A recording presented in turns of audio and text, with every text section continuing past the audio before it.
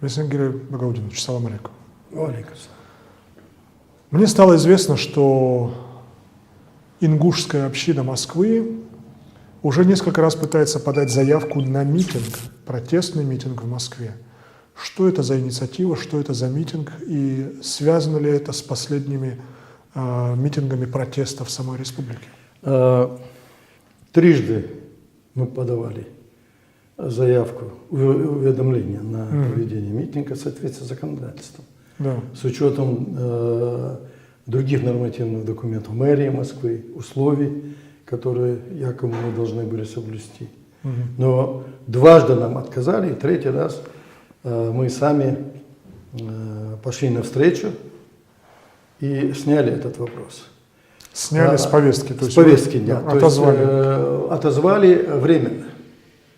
Это было накануне праздников православных, майских, поскольку у нас многонациональная, многоконфессиональная страна, мы уважили православие и не стали. А с какими требованиями вы хотите выйти на митинг? Вот первый митинг у нас был связан в поддержку митинга первого, в поддержку. Который в самом Магасе проходил? Нет, второй митинг. Первый митинг мы в поддержку решения Конституционного суда республики по земле. Да. Мы требовали исполнения решения Конституционного суда, поскольку другого решения быть не могло. Да. Решение было окончательное, и все органы власти, все чиновники должны были выполнять. Это первый митинг был, нам отказали. Вот. Второй митинг в поддержку как раз-таки митинга в Магасе. Там 4 вопроса, требования митингующих мы включили в повестку дня и тоже, поддерживая это, пытались как бы им помочь. И третий, мы приняли решение обратиться в правозащитную организацию. Это уже по поводу заключенных, поддержку заключенных. Задержанных. То есть задержанных. На сегодняшний день какое количество задержанных? 26. 26 человек пока остаются... Да, пока остаются. Им, я сейчас более 10 фактически. человек уже продлили до сентября сроки задержания. Что им предъявляют? Там 318 статья в основном. Ну и еще какая статья, я не юрист, но в целом ищут доказательства, скорее всего, не находят. Эта статья гласит что? Это призывы к... Это к насилию, сопротивлению, там, организация этого всего. На самом ли деле лидеры протеста призывали к насилию на втором митинге? Даже сами следователи, по той информации, которой мы владеем, мы не можем называть там фамилии, они знают, что там нет никакого доказательства. Это же известно всем. Никто не верит в это. В то, что они призывали к насилию? Мало того, мы видели это. В интернете есть материалы. Да. Есть свидетели, которые там были на месте до утра.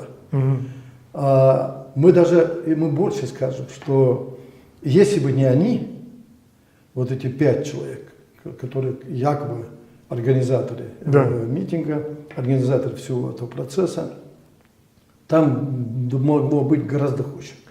Там могло быть действительно столкновение, там этого не было. Давайте назовем эти имена. Это Ахмед Барахоев. Это Ахмед Барахоев, это Ахмед Погоров, это Муса Мальцагов, это Масык Ужахов.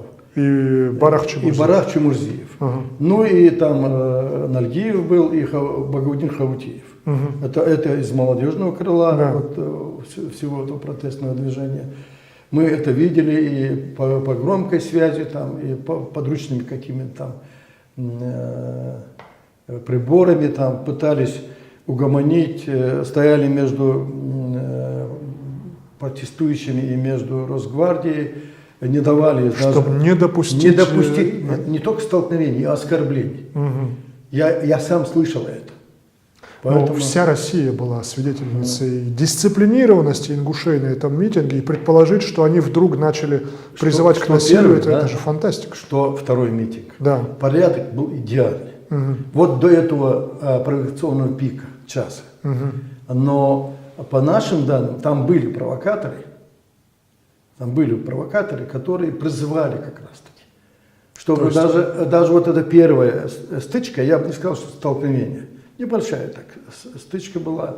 Потом отошли друг от друга. Там посередине стояли люди, старики, пожилые там и так далее, и так далее. Никто не собирался, никому мысли не было. Кто эти провокаторы? Откуда они взялись? Ну, те, кто там в интернете, на совещании в Совете ТЭПа, вот я слышал, у них даже есть имена, они мелкие чиновники из сельских поселений, администраций, районных администраций, там работающие клерки в самой администрации, в правительстве.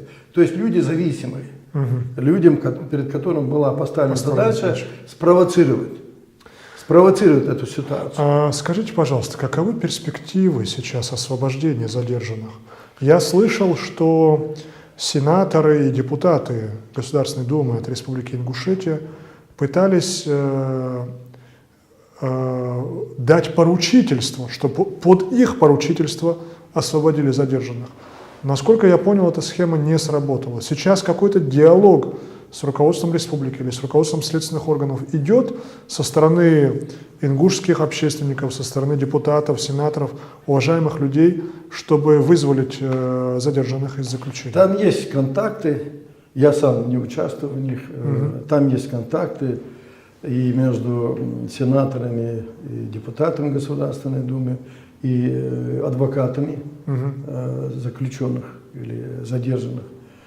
Родственники участвуют, некоторые общественники, те, кто не сидят. Вот. Из Совета ТЭПа, и КНЕ, Конгресса, Ингушского конгресса и так далее. Вот такие мелкие контакты есть, диалоги есть, но там высказывание самого главы в том, что они отношения к этому делу сейчас не имеют, полномочий к этому нет. Этим занимаются федеральные структуры. Дела переданы на уровень федеральных структур. Не в республике они, а в Северокавказском. Я понял.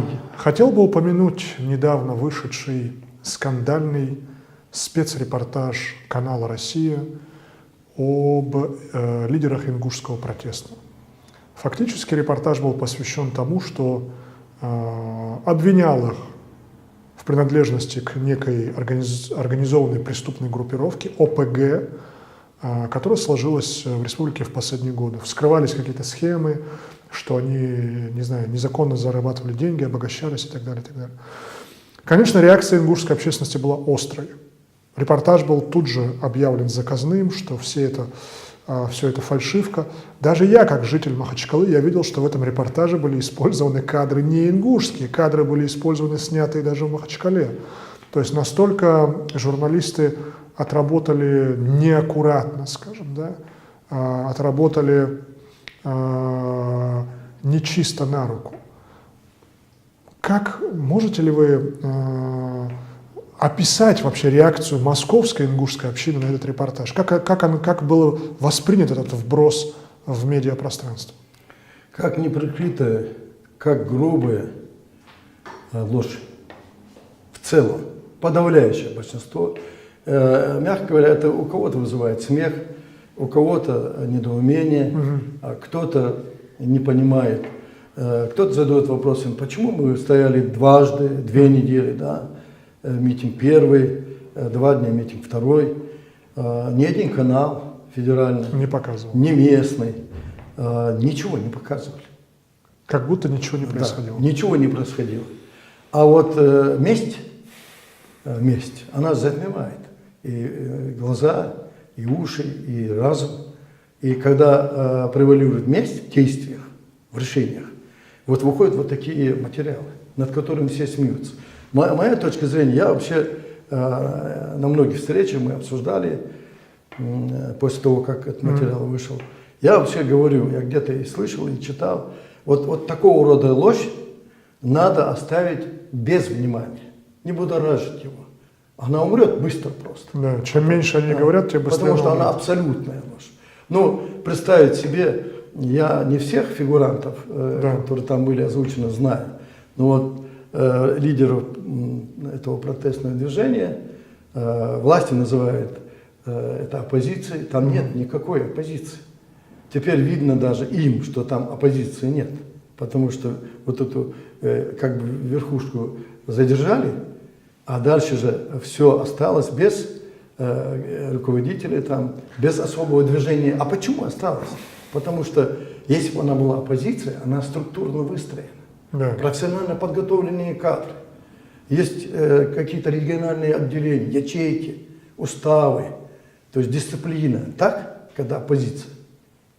А это люди, которые вот этим митингом выдвинуты были из своей среды. Вот эта вот ложь, воровство, беспредел в законодательстве, нарушения, узурпация власти, откаты. Вот весь этот беспредел, и еще плюс детонатором стало это соглашение о передаче земель, да, Ингушской. И это все взорвало ситуацию. И народ выдвинул этих людей, потому что они были активны, они были патриотичны. Давайте поясним для не ингушских, не кавказских зрителей, почему мы, с одной стороны, говорим о дисциплине на митинге, а сейчас вы говорите об отсутствии какой-то дисциплинированно выстроенной структуры под этими лидерами. То есть в данном случае при задержании лидеров мы не видим никакой глубинно выстроенной, глубоко эшелонированной структуры, которая бы жесткой дисциплине подчинялась сверху донизу. А в случае митинга мы видим дисциплину просто, скажем, родовых авторитетов. Да? То есть когда молодежь подчиняется мнению старших и ведет себя в рамках приличия по их призыву. Хотел бы задать вот такой вопрос. Вы говорите, это не оппозиция. Но давайте встанем на позицию властей и посмотрим с их точки зрения.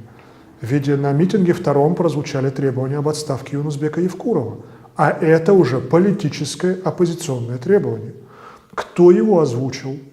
Кто стоял за этим требованием? Ведь было понятно, что оно недостижимо, что власть не пойдет на смещение Евкурова под давлением улицы. Если вы помните, и если вы в курсе, а вы в курсе и помните, на первом митинге вопрос не стоял так.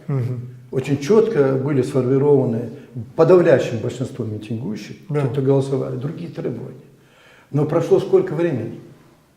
После этого были поданы более 50 тысяч голосов в администрацию президента. Там тоже уже начали появляться требования об отставке, но вначале были другие два вопроса главных. Да. Понимаете?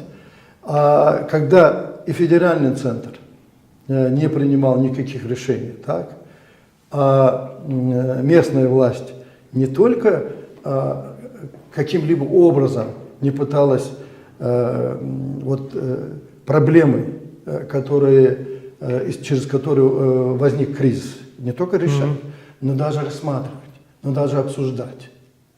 То есть вопрос, на мой взгляд, руководство республики спустило на тормозах, как бы успокоив себя, что раз лидеров посадили, значит никаких других вопросов не будет, они разрулят эту ситуацию. Ошибаются, конечно же. Но кризис, он же остался, обстановка же такая же сложная осталась. Вот та дисциплина, о которой я говорю на митинге, и дисциплина в структуре политической оппозиции, партии или объединения, это разные дисциплины. Я согласен. Я как раз именно хотел ее подчеркнуть. Что касается там была дисциплина, традиция на основе традиций, обычаев, это уважение к старшим, уважение к женщинам, и даже уважение к принятым требованиям. Да. Вот уважение к требованиям. Вот мы приняли, мы обещали, что мы будем делать все, что соответствует закону, вплоть до мусора. Так вот это и выдерживалось там. А здесь другая партийная дисциплина, оппозиционная дисциплина. Да, согласен. Понимаете? А скажите, пожалуйста, каковы сейчас перспективы разрешения или разблокировки, разморозки этого конфликта, который сейчас оказался замороженным с арестом, с задержанием? Я сказал бы, подвесили его. Да. Подвесили, либо надеются, что само протестное движение каким-то образом реформируется или накал снизится, либо найдут какой-то другой инструмент применения. На самом деле, с моей точки зрения, обстановка сложная, она не изменилась в этом плане, в сложности, напряженность увеличилась только лишь. она не могло быть по-другому, потому что те проблемы политические, Да. социально-экономические, общественно-структурные, неисполнение законодательства, узурпация власти, это все осталось. Но если нет никаких изменений, даже минимизации некоторых вопросов и требований митингующих, то какая перспектива? Я не вижу перспективы, если в таком плане будет идти. И диалога нет. Диалога нет. Принято одно решение, оно как бы, я как-то помню, Путин на Кавказе, в целом на Северном Кавказе, я никогда не забываю эти слова, определил следующие проблемы: бедность, безработица. Но самое удивительное, на мой взгляд, расхлябанность власти. Да. Властей в республиках. И начали с расхлябанности. Не с бедностью, не с безработицей, не с экономическими проблемами, а вот с этими. И знаете, каким образом решили? Сразу начали, военного назначили у нас, военного назначили в полпредстве, военные курируют в администрации внутренней политики, да? И вот эту расхлябанность, как бы в их понимании, можно решить вот такими методами. Не решить.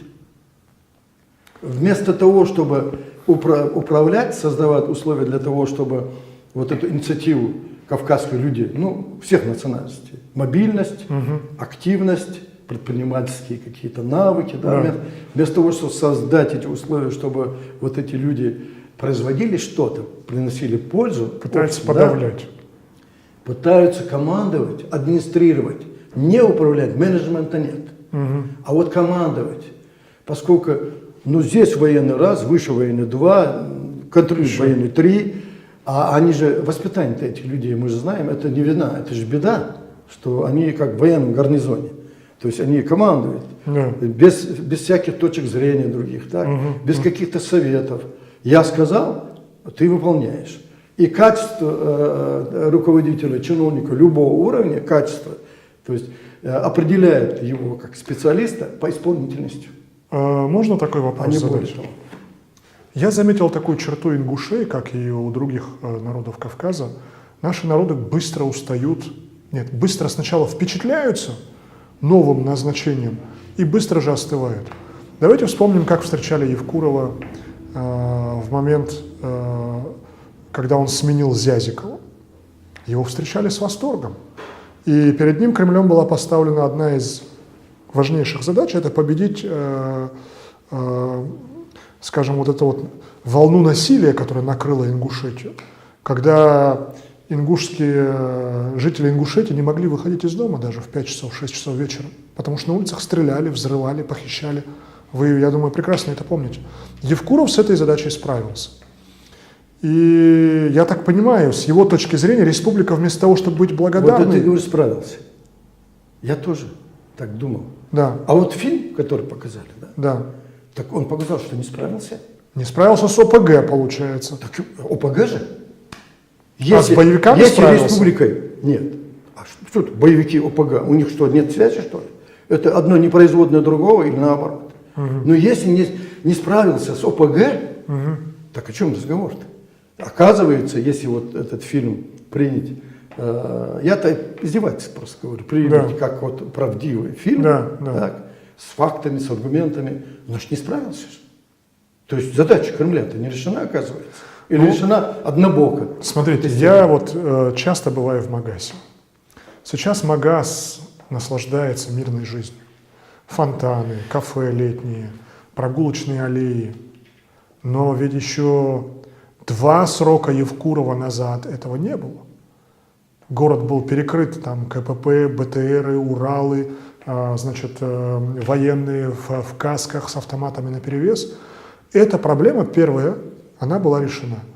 И я понимаю сегодня глубокие обиды главы республики, который говорит: послушайте, я столько для вас сделал, но он на самом деле же ночами тоже не спал, чтобы решить эту проблему. И вдруг мне начинают выкатывать еще больше вал обвинений. Там, экономика разрушена, допустим, или не выстроена, коррупция там высокого уровня, там еще что-то, еще что-то, еще что-то, еще что-то. Что сегодня предлагает ингушская общественность? она все-таки настаивает на том, что власть должна сменяться. Вот я постараюсь поподробнее. Вот в этом вопросе Да. сама ингушская общественность несет точно такую же ответственность, как несет сам Евкур, как глава. Вот за все состояние дел в республике. Вот именно, когда он приходил, и я с ним работал, Да. у него и намерения такие же были, так же, как и у нас. И дела начались, в смысле,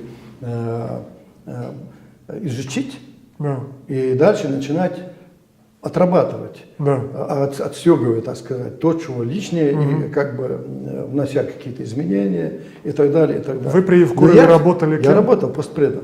Постпредом Да. в Москве. Очень плотно работал и знал все плюсы, минусы. Я даже был как удовлетворен решимостью, там, решительностью принятия решений, там, не затягивания и так далее, и так далее. Подготовка документов. Хотя кадры, которые были тогда и которые сейчас, они совершенно не соответствуют тем задачам, которые сегодня стоят. Абсолютно не соответствуют. Я сейчас остановлюсь. Что касается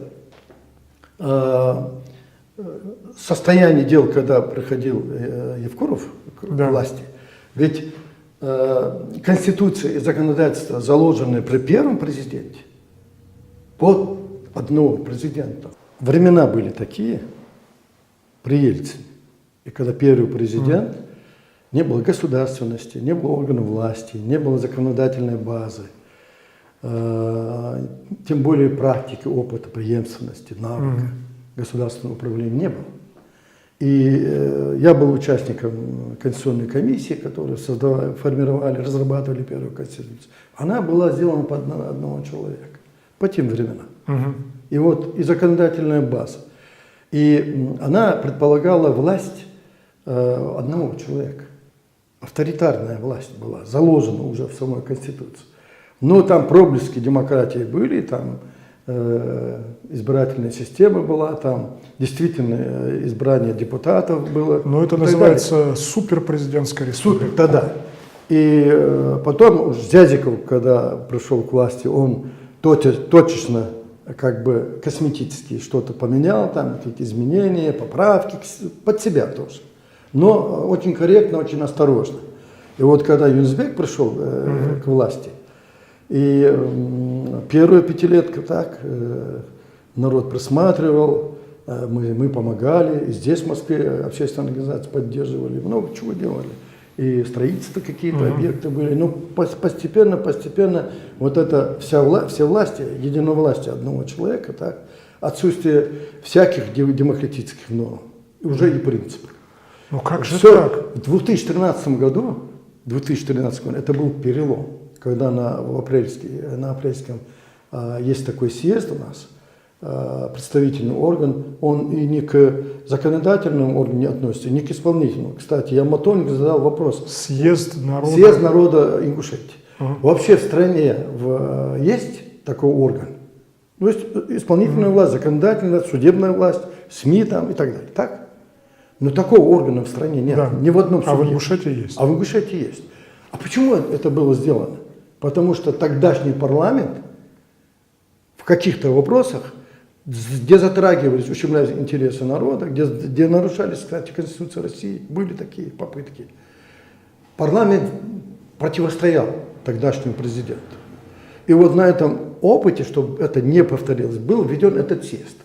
Как бы промежуточный механизм, Да. который как бы и созывает президент, повестку дня формирует президент, закрывает президент, там даже структуры нет, там органов власти нет, там вот один единственный человек, который проводит съезд, проводит свои решения, ему нужные решения, ему известные решения, потому что они экспертным сообществом не обсуждались, никаких там консультаций не было.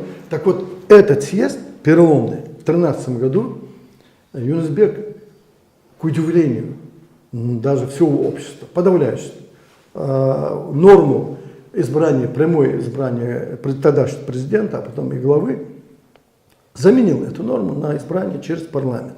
Для чего это сделано? Мы тогда не понимали. Сейчас понимаем. Тогда... И вот тогда вот общественные организации, активисты, патриоты, те, кто не может соглашаться со всеми теми нарушениями, которые имеют место быть. И тогда, а сегодня тем более. Так вот, Юнусбек катком прошелся по Конституции, по законодательству республики. Слушайте, Катком. у него же сложился имидж самого открытого, самого демократичного руководителя Кавказских республик. Причем сложился в среде правозащитников, либеральных, которые наиболее критично оценивающие нарушения прав и свобод, демократии и так далее. Алексеева, Ганушкина, они многие подтверждали, что Юнусбек Евкуров один из самых открытых и доступных президентов на Кавказе. Согласитесь, открытость и управляемость обществом или управление обществом, открытость СМИ или открытость вышестоящему должностному лицу или органу, это не одно и то же. Понимаете? А скажите, пожалуйста, вы будете выдвигать на московском митинге вот это вот требование об отставке главы республики, которое, я повторюсь, для Кремля является невыполнимым, потому что логика действия Кремля такая: если толпа, если народ, если митинг требует отставки главы, его ни в коем случае нельзя отправлять в отставку. Значит, его нужно там до конца оставить. То есть вот это требование укрепляет позиции Евкурова. Вы будете ставить Руслан, это же требование на своем вот митинге? как раз таки и глава, и полпредства, они все сделали для того, чтобы это требование появилось. Чтобы оно появилось на втором митинге. Они это сделали, потому что я там был на первом митинге, я не от одного, ну были там, разношерстная публика, ну митинг, Да. вы знаете, митинг это же классический митинг, такой, Да. что кто угодно может выйти и высказать, что он считает нужным. Это зависит от его имиджа, от авторитета, от образованности, там, ну, много факторов. Что касается отставки, последний раз, на последнем митинге уже твердо это решение было принято на протестное движение. Вот сами участники, некоторые из них, точно знают, что на совещаниях, предварительных совещаниях в комитете, там, в Конгрессе, они заявляли это, что давление на федеральный центр результата не принесет. Я вот, покойный слуга ваш, говорил об этом не один раз, потому что я знал, я бывший крупный руководитель, даже на уровне предприятия, какой руководитель желает, чтобы его шантажировали, давили на него, но мы же это все понимаем. А вот вместо того, чтобы это не делать, успокоить митингующих, в целом общество. Ведь серая масса, я надеюсь, не будет на меня в обиде ингуши, которые совершенно наблюдают и не принимают участие. Ну, далекие от политики. Даже делает, политиком занимается каждый ингуш. Прочитал 2 газеты, он уже готов выступать. Это да. А вот активно, целенаправленно, с пользой для дела, профессионально заниматься вот этим всем делом мало кто хочет.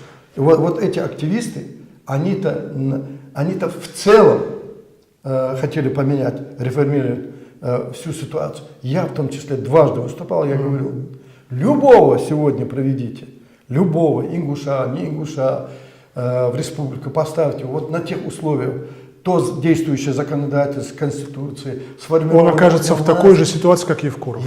Точно так же. Я по первому образованию инженер-механик, я всегда говорю, вот корпус, коробка или механизм, да. Внутри шестерня поломалась или вал, поставьте туда новую, все равно будет работать так же. Нет, они сожрут это новое. Просто сотрут шестерни или вал, так, поменяют все, что там есть, все, разобьют, механизм работать не будет. Точно так же я говорил, надо поменять реформу законодательства и органы власти. В чем вопрос? Две проблемы. Первое – это избрание парламента. Легитимного. 50 на 50. 50 партийный список и 50 от избирателей. Да? И прямое голосование, вывод. Если глава уверен, если, вот, как мы сейчас говорим, строил, доступный, уважаемый, большой рейтинг, ну, дутый сейчас оказалось, правильно? Да. Но тем не менее. А как же так получается, что при всех этих качествах, зачем ему менять основополагающую норму народовластия? То есть народ тебя избирает, да благодари народ. Так это было фактически спущено сверху. Это случилось после Беслана. Поликала. Я после согласен. Беслана во Как всех наверху? республиках просто по Вот здесь. разнарядке отменили прямые выборы. А здесь что? Здесь все нормально наверху, что ли? Хотя нужно сказать, что единственный регион на Кавказе, который сохранил прямые выборы, это Чеченская республика. Ну да. Позвольте последний вопрос. Вы подаете третью заявку уведомления на митинг протеста в Москве. Скажите, пожалуйста, сопротивление есть этому митингу? Со стороны республики есть сопротивление? Я вам приведу несколько фактов, чтобы не говорили не было. Вот мы подали второе уведомление на митинг, Да, но там 3 человека должны расписаться, да. как известно, да, для того, чтобы согласовать. С вашей стороны. С нашей стороны, Да. Кто организатор митинга, Да. дальше обеспечивает безопасность и медицинское обслуживание. Так вот, вечер мы сегодня подали, вечером звонит мне один из молодых людей, я не буду называть ее, потому что он все-таки устоял, не стал отзывать эту подпись. Но нам все равно не дали, и он сам по себе разрешил. Так вот, дядя Вам звонит один из молодых людей, подписавших это уведомление. мне звонит и с вашей говорит, стороны, да. что на меня такое давление. Я говорю, какое давление? Я удивился. Я-то думал, власть. Он говорит, в республике. Ну, Тейпов, брат, который работает в администрации там, или в правительстве, или рядом с главой, там, звонит родителям, а у него отца нет, там, дядя звонит ему, отозвать, не включаться, не вмешиваться, это тебе не нужно, там, ты молодой человек, там, и так далее, и так далее. Вот один факт. Я говорю, ну как так? То есть идет тейповое давление. Конечно, давление. Мало того, дошло до того, что дядя говорит ему, не отзовешь, ты не племянник, а не дядя. О. Это же, ну, слышать даже это страшно, да? Или второй, ну, это молодой человек, уже, ну, под мой возраст. Вот третью заявку, когда мы давали. Ему звонит из администрации высокий чиновник, тоже родственник по тейпу, звонит ему, ты почему подписал, ты там, почему под игрушку Гагиева там играешь, отозвать и так далее. Он, правда, как мне сказал, его оскорбил, назвал его там таким-таким-то, и больше, чтобы ему не звонили. Но его слезно просили отозвать. Поэтому мы вот под лупой ходим. Хотя вот последний митинг у нас требования были следующие. К правозащитным организациям. Мы просто хотели кричаще провести небольшой митинг для того, чтобы подключились и российские правозащитные организации, и международные правозащитные организации, потому что, ну, вопиющее нарушение прав человека, гражданские права, я уже сказал, избирательной системы нет, ни один депутат не избран, ни один глава района сельскохозяйственного не избран, вот пусть скажут, хоть кто-то избран, никто, все сформированы, все назначены и так далее, и так далее. Так вот, это гражданские права нарушены, а вот права человека, тут вот просто растоптали сейчас эти все права, сфабриковали, ну, 2 из сидящих за 65 под 70. Вы имеете в виду вот сейчас Вот задержанных сейчас после Мансаков второго? и Ахмед Бар. Ну, инвалид, он даже когда намаз делает, не может так согнуться там и так далее, и так далее. Да? Этот человек мог оказывать сопротивление или организовывать сопротивление. Самим не смешно этим следователям.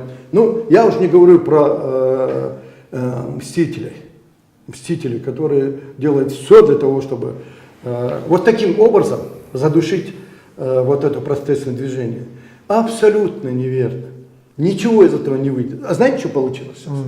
Просто переместились эти вот группы людей, активистов, переместились в дома, в офисы, То есть идет гражданский общественный институт, глухое в общественный брожение, транспорт, в брожении в идет мечети, русское общество. на свадьбе. То есть заражает еще большее количество людей вот этим протестным движением. То есть делают еще хуже. А давление повышается, и никто не знает, где рванет. Если у вас вот здесь бывает, или есть выход правозащитной организации, которые, они уезжали туда, так, встречались с главой, встречались с теми, но результат просто пшик. Никаких там телодвижений нет в сторону улучшения. Что касается ингушских властей, я же говорю, контакты есть. Хотя я, например, по вот, репрессиям, которые вчера, если вы знаете, муфти обыски были, у брата муфти обыски были, у кадията обыски были там, женщин с детьми притесняли, с детей снимали, пытались снять, они там фотографии отцов сидящих, надели майки там, И вот это, ну, беспредел просто, стыдный беспредел. Ингуша это не красит. Ни главу, ни милиционера, ни гражданина рядового. Ингуши до такого уровня никогда не опускались. Даже когда советская власть была, сильная власть была, коммунистическая власть была, сажали по политическим мотивам. Но детей, женщин не трогали. Духовенство не трогали. Вот можете себе представить, в Москве любого церковного попа или кто, как их называют, игумена там, или какой-то там специалист по этим, да, вот журналиста, задержали журналиста, подбросили наркотики, да, задержали. Вот корпорация журналистов, насколько активно подключился. Просто в Ингушетии своя специфика. Дело в том, что муфтий Ингушетии активно выступал вот против главы. Руслан рассказал. И фактически добивался его... Что дядя, тетя, добивался его отставки. Дальше идет. Но это было давно, еще до митинга, 2 года тому назад. Да.